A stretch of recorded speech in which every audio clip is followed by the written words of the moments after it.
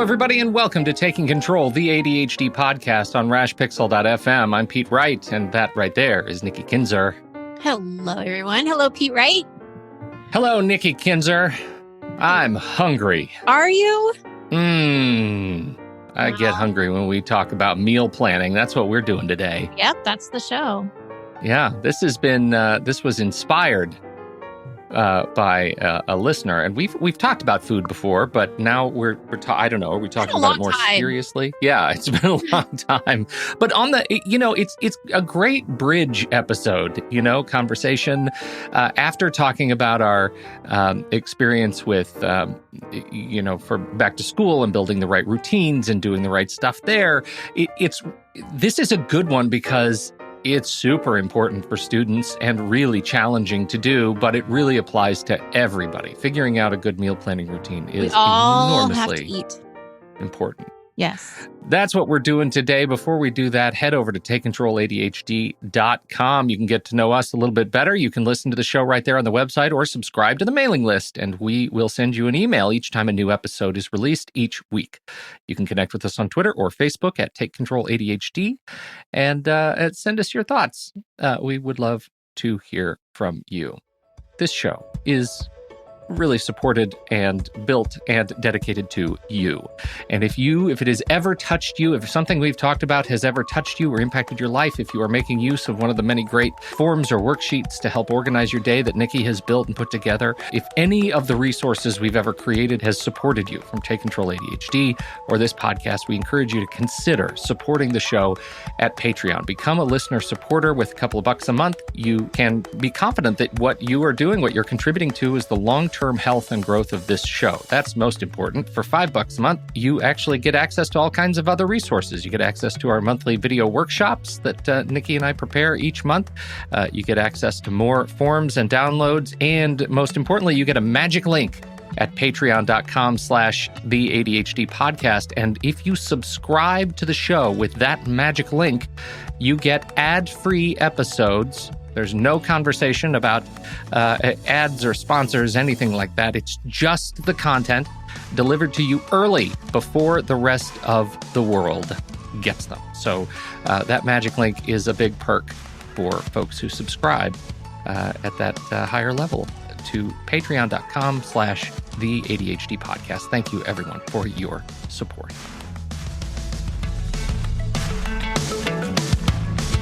All right, Nikki Kinzer. All right, so we say this is an inspiration from a Patreon listener.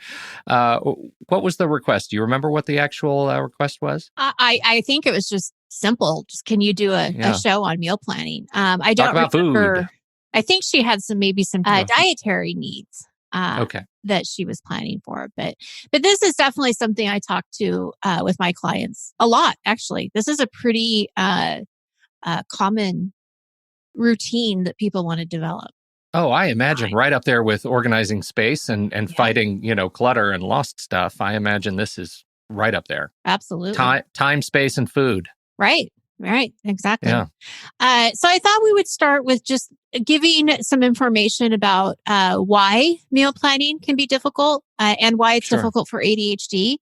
And I have to be very honest with everybody. This is very difficult for me personally. So when she was asking us to do a show, I'm thinking, oh man, what is that? Not FOMO. It's the imposter syndrome. Yeah. Right. Came really loud because I was like, oh man, this is really difficult for me too. But it's one of those routines that are lifesavers. It can really make your week so much easier if you can do it. However, it is overwhelming, and it is something that if you don't have it broken down, it can feel really so overwhelming that you're just going to wing it, right? Like, I'm just going to wing this because I don't want to do it. It can be boring. It's not something that people really like to do. I don't really love to cook. I don't hate it, but it's not something I have a lot of time for. So to me, it feels like a chore. And I think that for people that don't love to cook, like, it's not like this hobby, it probably does feel more like a chore, Yeah. Well, and I go through phases where I fantasize about Soylent. Do you know about Soylent? No. It's this Silicon Valley. Now I guess it's not really a startup anymore. It's like a meal substitute, kind of a smoothie powder. But this guy hated the idea of meal planning and shopping so much that he invented this complete nutrient package that you just drink a couple of times a day, and it gives you everything you need for your body, and it just has kind of a generic flavor to it, but Right. supposedly you could subsist on just this alone and nothing else. It has all the protein, vitamins, minerals, everything you could possibly need. And that sometimes I have fantasies of that. Like, couldn't somebody just inject me with a thing that always made me feel satisfied and full so I wouldn't have to think about all this stuff? Because I yes. think there's just that's the fantasy. Now I understand what happens with when you go that route, but there is a fantasy in there that's like, God, what a pain. It's such a pain. Which is really interesting because if you sit down and break it, if you actually break it down, and that's what we're going to do today, it really isn't that bad. It's just that Yeah. it feels bad. It feels so much worse than it is. And I think that we tend to overcomplicate it. And that's what I know I was doing for sure, is Right. I was overcomplicating everything. And or I would say oversimplifying, right? And if you oversimplify, then you end up eating cereal at every meal, right? Right. Or you can, yeah. I have this complaint in my house. You tend to eat the same things over again. Yes. Like, and that, Right. I get that complaint a lot. And I'm like, well, Yeah. if you want to cook, then you cook your dinner. That's right. Right. That's But right. yeah, it can be definitely cumbersome. So last week we talked about routines. And as you said, Pete, this is an area that definitely deserves a routine and some structure around it. So what I want us to do is review some of the questions that we talked about last week when you're developing a routine, but I'm going to actually put it in the context of putting together a meal planning routine. Mm-hmm. So the first question I think people need to ask themselves, and it could be a very simple one or simple answer, is just what is the purpose of having a meal plan, right? We need to know what the purpose is of our routines. So what is it for you? How is it going to benefit you? And is it really worth the time for you to do this? So you've got to make sure that the why is in place. And then you want to brainstorm your tasks, right? That was that kind of that next step. So what is it that you need to do to put together a meal plan? And we're going to talk about that specifically here in just a moment. Mm-hmm. Do you need a checklist while you're meal planning? I don't know. I don't have a checklist because I kind of know what I need to do, but some people may want that. This is step 1, step 2, step 3. When do you want to do your meal planning? You got to choose a day and a time frame that works for you most of the time. So I do mine on Sundays. And that generally works out pretty well. But everybody's work schedule is different. And so that's something you have to think about is when is a day that is consistent enough for you to be able to do that? And how are you going to be reminded? Right? Because this isn't something that's just going to come naturally. It's not going to be something you just remember to do. So you need to have some kind of notification, have it in your calendar, something that's going to kind of nudge you to say, okay, it's Sunday. This is the stuff you do on Sundays. And I do have a Sunday checklist that includes meal planning. And then is there a plan B, right? Do you need to set something else up if you can't do it on a Sunday? What do you think? Yeah, having a good backup, right? Just here's the last thing, that we did. I think that's really smart, and I'm like you. I do it on we do our planning on Sunday, and I actually took a picture. Can I share our routine?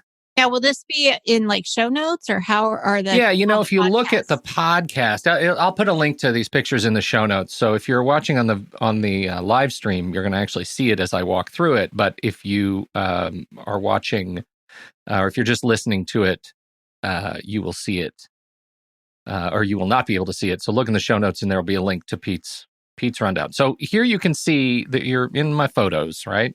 Mm-hmm. And this is our kitchen, and it's not the cleanest, but you can see on the right there, hanging up on the board or on the wall, there is our whiteboard. Mm-hmm. And this is our routine whiteboard.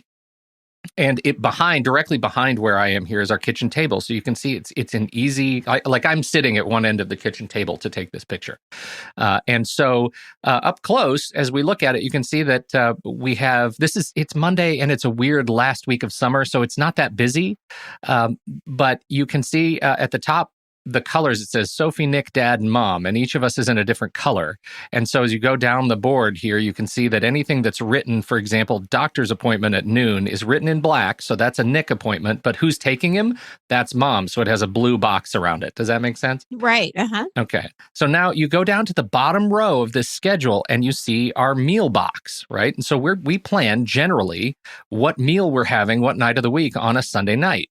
This week is screwy because Mom and Sophia are going to Wisconsin for the rest of the week. Oh, right. So Nick and I are hiding the evidence by not planning meals for the rest of the week in public. Right. Yeah. We're going to have some fun.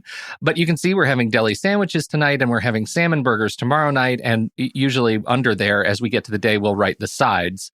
And then you can see that it's written in red, which means I'm the responsible party for pulling together these two dinners because everyone else is busy or out.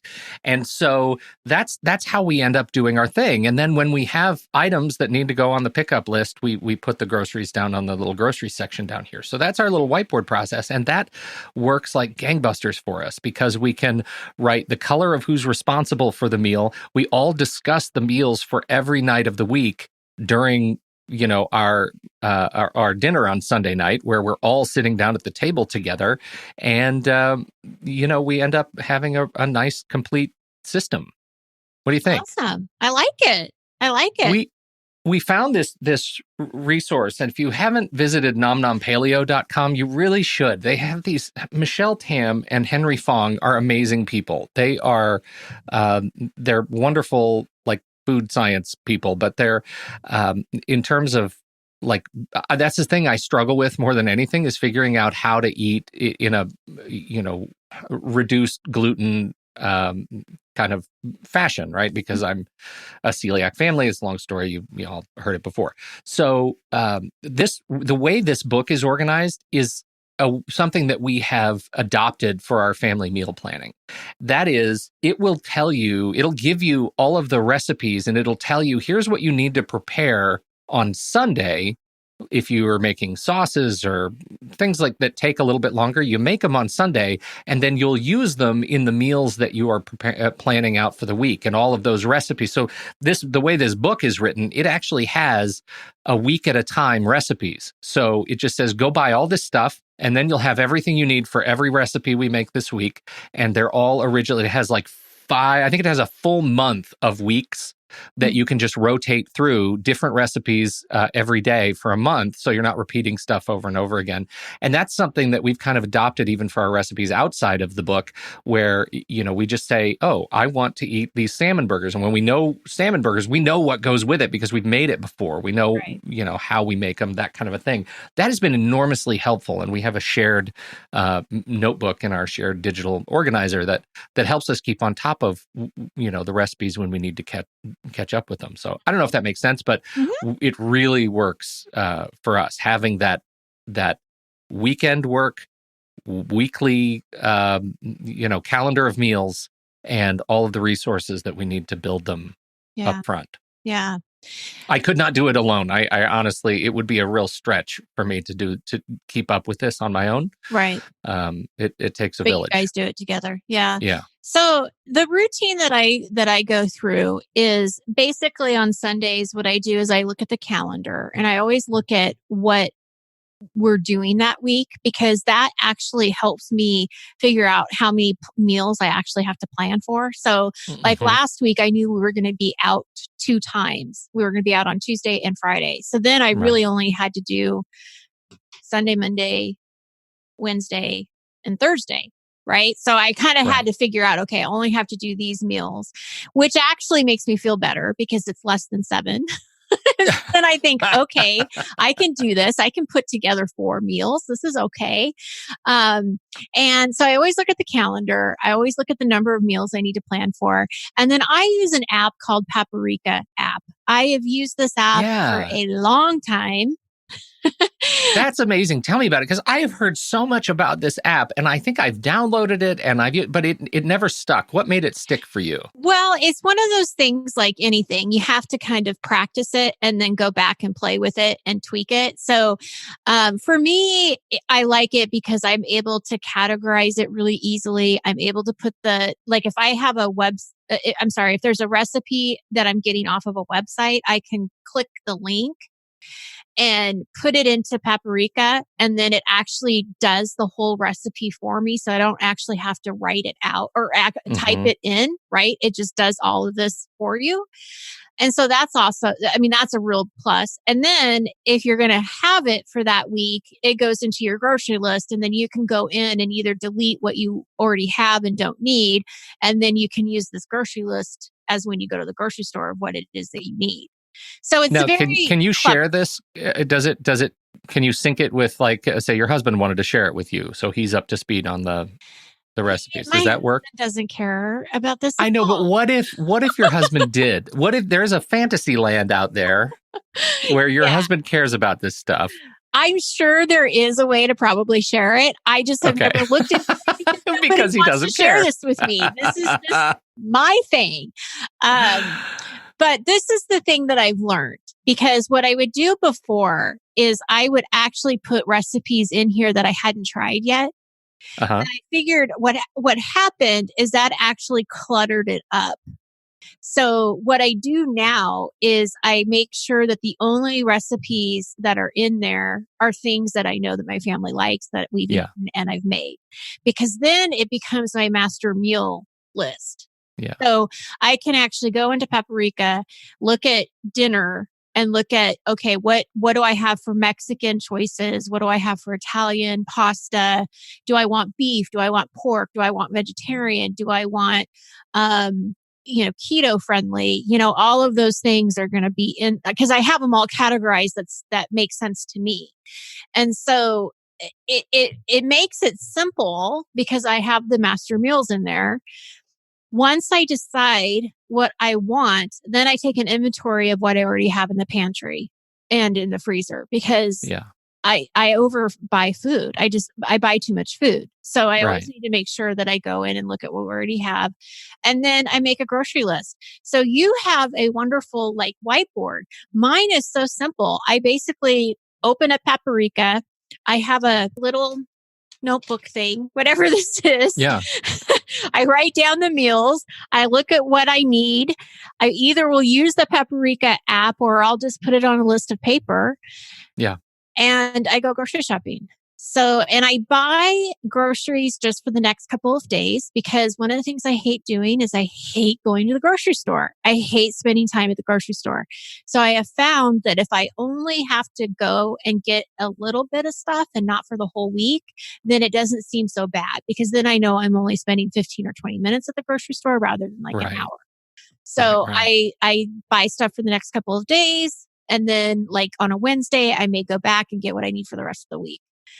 And we usually have one night that is out. So it's usually always 6 or less evenings. Well, it looks like a really interesting app, and they do have the thing available for Mac, iPad, iPhone, Android, and Windows. Mm-hmm. So if you're interested in checking out Paprika, it's really cool, and the screenshots that they're sharing, I don't know. It's pretty sexy.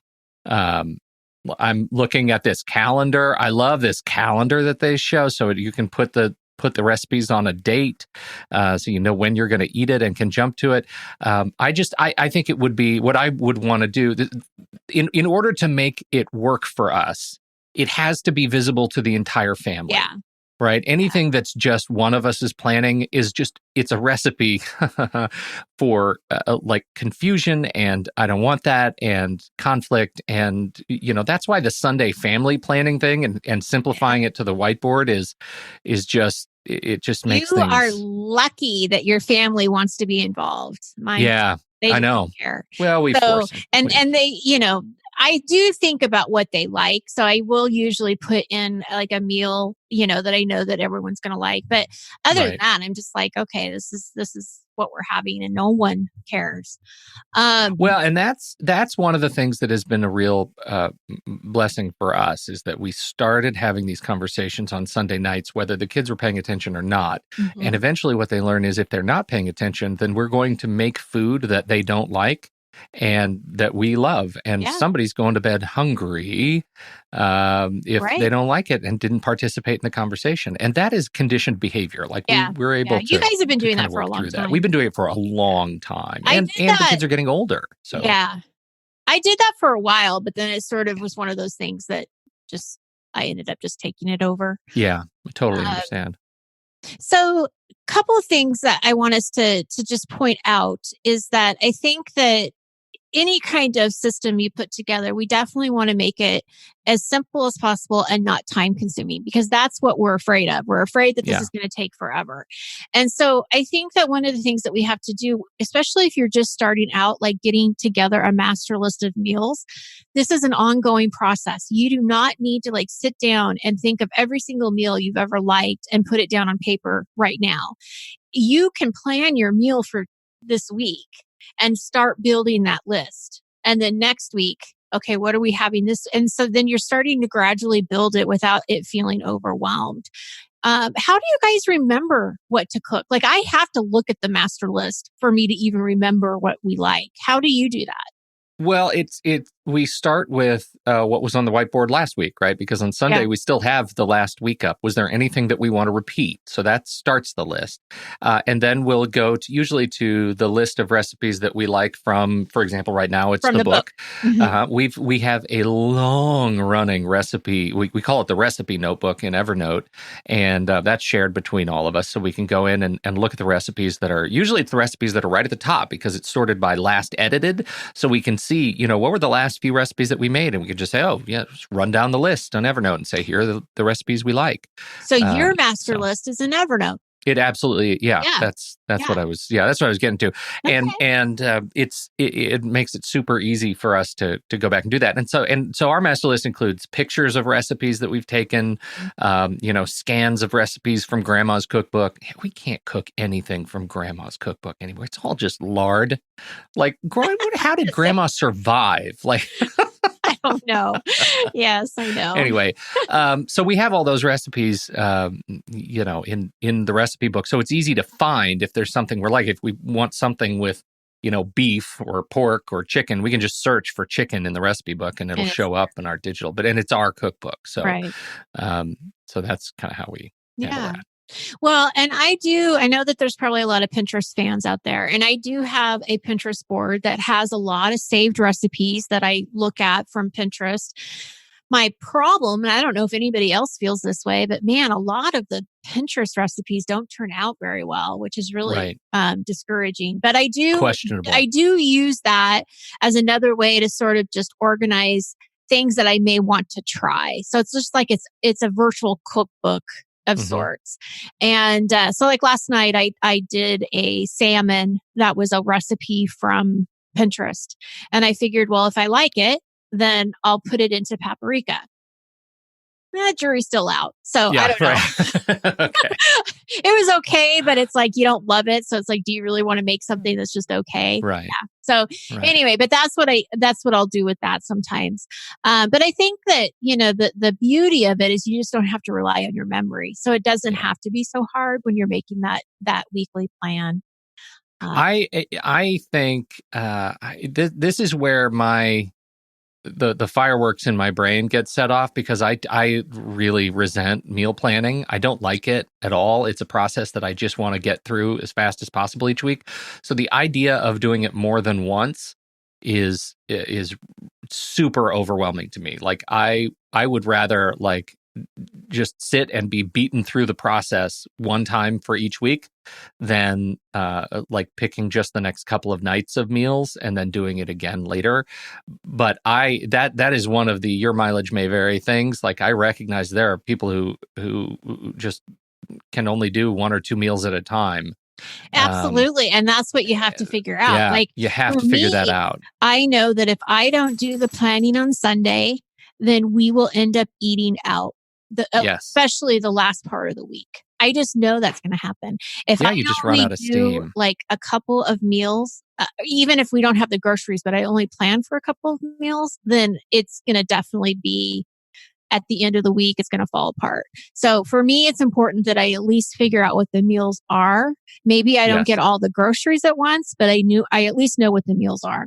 Well, that's the caveat. Like shopping more than once is fine as long as I know what I'm buying. Because Right. if I Is it end up, just I'm like you, if I end up listless at the grocery store, I'll eat all the samples right. and come home not feeling very good. I'll buy things I'll regret.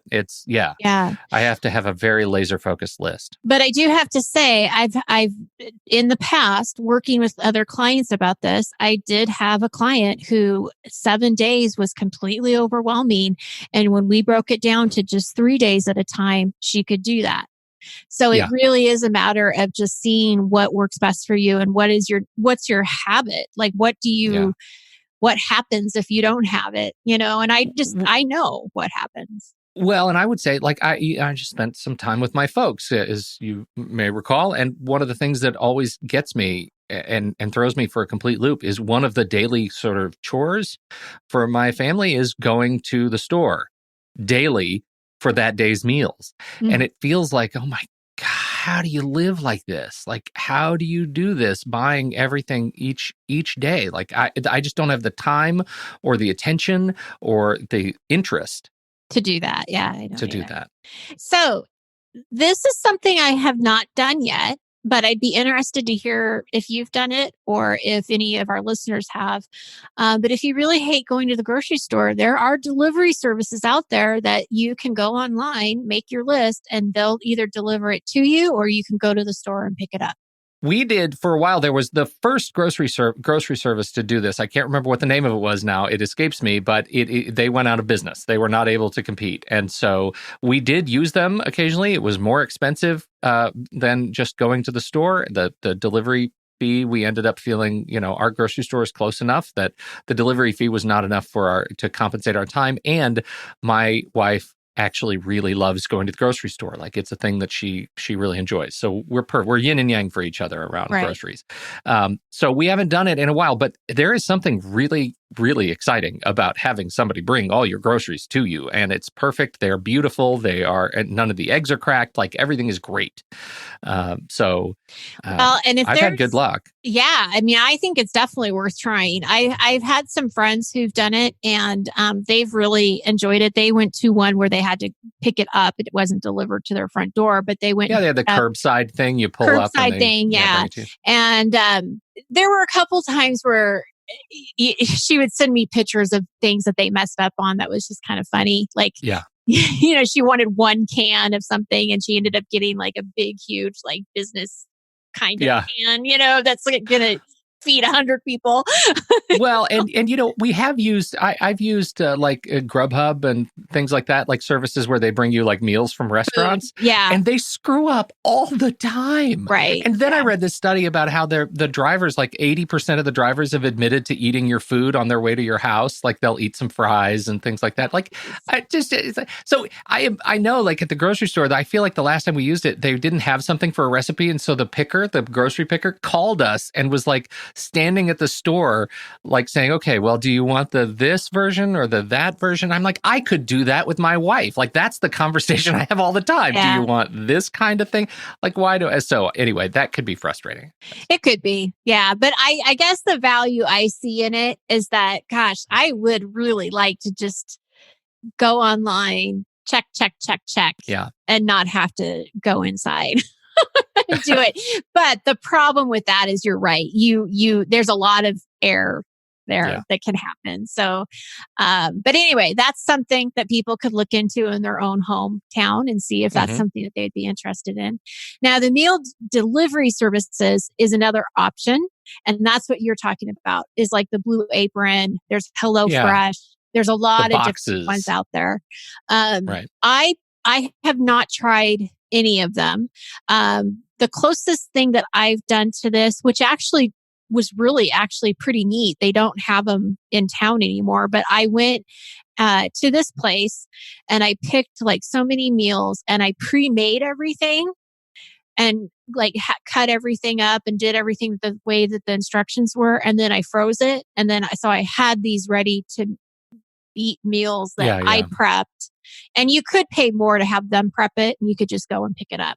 So you're doing it in like an industrial kitchen kind of a thing? Yes. Yeah. So that's cool. I've never even heard of that. Well, they don't do it. They don't have them anymore. So I'm wondering if it just was something that didn't pan out like they thought, because I would literally, I would do it when the kids were really busy with sports and everything, because then you could go in and have 6 meals, freeze them, not necessarily have them every day that week, but at least have some food in the freezer that you cook that I essentially made, Right. No, so that's essentially that's essentially what we do with this one, is like you make all the stuff that you need for the week on a Sunday, and then you freeze it. We also have the routine of like when we're making salmon burgers, we always make the double recipe so that we get to freeze it and have it again, have the same meal with no prep the following week, for example.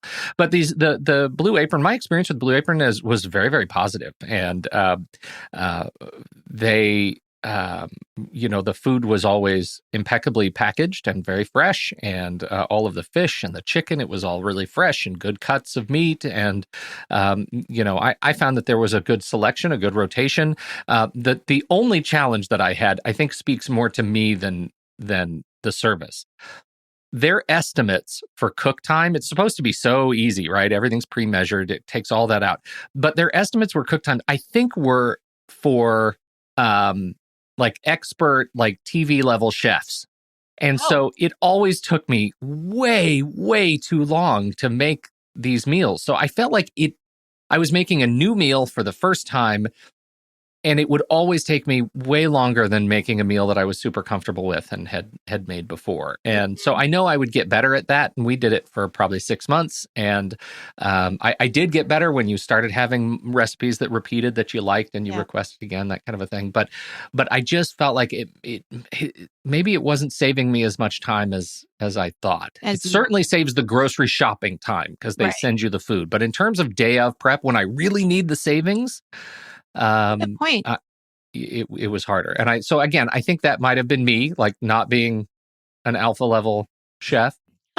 Chef I don't want to talk about me anymore. Yeah, right. Well, it is definitely something I think to think about. If it's if you're looking at different options around meal planning, it's out there, and a lot of people have good experiences with it. Well, and I would add to that, like it reduces choice, and sometimes the paralysis of choice is the big sticking point in my head, right? And just not having to think about what I'm going to eat tonight is the hurdle I need to get over. This is a great way to do that. Absolutely.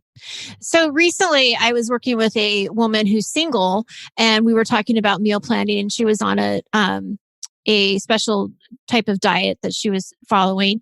And one of the things that she was doing is on Sundays, she was making lots of different chicken breasts, and she would put them in portion, like one portion size individually, put them in the freezer. She also made like a couple of soups on a Sunday and froze that. So she knew that that's what she had for lunch, that week. So she did a little bit of prep on Sunday to set herself up to make easy meals. So it was easy for her to come home, put the chicken in the skillet, roast some vegetables, and she was good to go.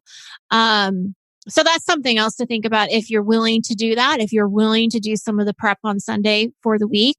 Yeah. Honestly, that's not something that I do or have ever done, but I know it works for people. So yeah. Again, just giving you guys options.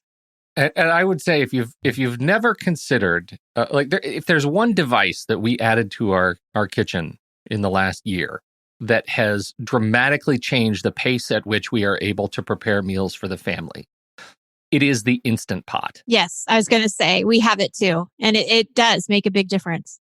We use it every day, from cooking rice to rotisserie chicken to, everything can go in it. And there is a recipe for adapting just about any meal that you can think of to Instant Pot. It is a revolutionary kitchen device in our house. Absolutely. It is I agree. Incredible. So there's even a recipe for, I was blown away. Just it was a great tool, and then it was my turn to cook, and I was supposed to thaw the chicken, and I didn't thaw the chicken.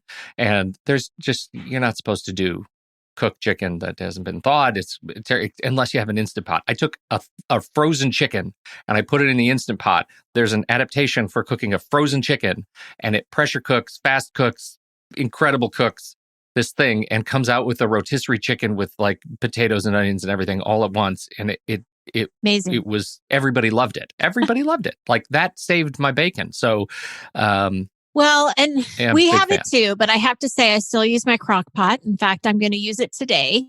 And to me, crock pots are really easy meals because you're prepping them in the morning, which is where I have more of my energy than I do in the evening.